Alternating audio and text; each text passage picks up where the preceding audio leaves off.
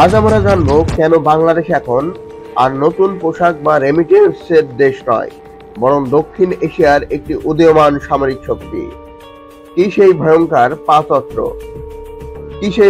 পাঁচ অস্ত্র যা শত্রুদের কাঁপিয়ে দেয়, এবং কিভাবে এক সময়কার নিরীহ প্রতিরক্ষা কাঠামো এখন পরিণত হয়েছে এক বিশাল কৌশলগত বলয়ে। চলুন রাজনীতি, প্রযুক্তি ও ভূ-রাজনীতি চোখে দেখি বাংলাদেশ প্রতিরক্ষা বিবর্তনের চিত্র। রাজনীতি অঙ্গনের নানান ইতিহাস ও তথ্য পেতে আমাদের চ্যানেলটি সাবস্ক্রাইব করে বেল বাটনটি প্রেস করে রাখুন। বাংলাদেশের স্বাধীনতার পরের দশকগুলোতে প্রতিরক্ষা কাঠামো ছিল সীমিত, প্রাথমিকভাবে ভারত নির্ভর ও ত্রাণ সহায়তা নির্ভর। ফোর্সেস গোল 2030 পরিকল্পনার মাধ্যমে বাংলাদেশ শুরু করে এক দীর্ঘমেয়াদী সামরিক আধুনিকায়ন।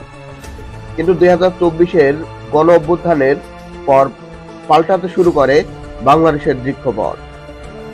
ফোর্সেস গোল 2030 পরিকল্পনার মাধ্যমে বাংলাদেশ শুরু করে এক দীর্ঘমেয়াদী সামরিক আধুনিকায়ন। রাজনৈতিক নেতৃত্ব বুঝতে শুরু করে বিশ্ব রাজনীতিতে টিকে থাকতে কেবল অর্থনীতি নয়, শক্তিশালী সামরিক কাঠামো আবশ্যক। বিশেষ করে রোহিঙ্গা সংকট এবং মায়ানমারের আগ্রাসী আচরণ বাংলাদেশের প্রতিরক্ষার কৌশলগত চেতনায় এক নতুন মাত্রা যোগ করে। যে 5টি অস্ত্র বদলে দিচ্ছে বাংলাদেশের প্রতিরক্ষা চিত্র। WS-22 multiple rocket launcher system. প্রতিটি 73 কেজি রকেট 80টি একসাথে ছুড়ে দিতে সক্ষম। এটি সরাসরি মায়ানমার ও ভারতের সীমান্তের প্রতি এক সতর্ক বার্তা। এর মাধ্যমে বাংলাদেশ অর্জন করেছে একটি লং রেঞ্জ স্ট্যান্ড অফ আক্রমণ সক্ষমতা। Type 035 submarine.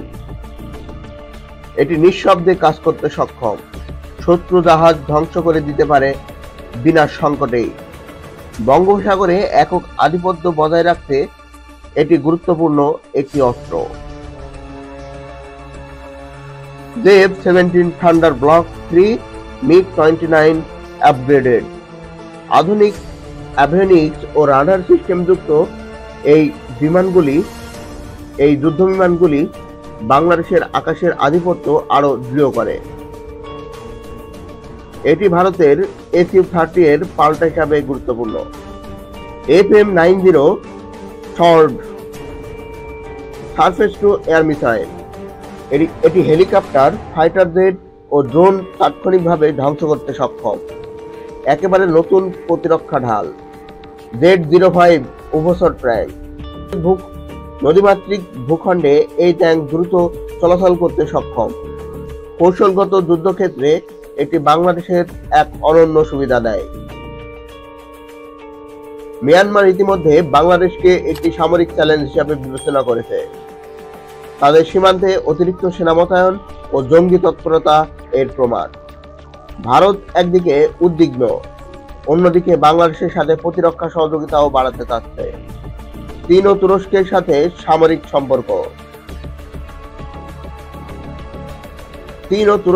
সামরিক সম্পর্ক বিশ্লেষণ করে ড্রোন ও যুদ্ধবিমান ক্রয়। দক্ষিণ এশিয়ার শক্তির ভারসাম্য বড় পরিবর্তন আনছে। আজকের বাংলাদেশ কেবল অস্ত্র আমদানিকারক দেশ নয়, বরং নিজের প্রযুক্তি বিকাশেও অগ্রসর।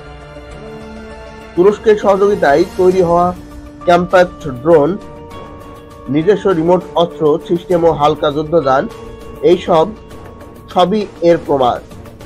ভবিষ্যতে ডিফেন্স ইন্ডাস্ট্রি বোর্ড গঠন করে বাংলাদেশ নিজস্ব প্রতিরক্ষা শিল্পে ভিত্তি স্থাপন করতে যাচ্ছে।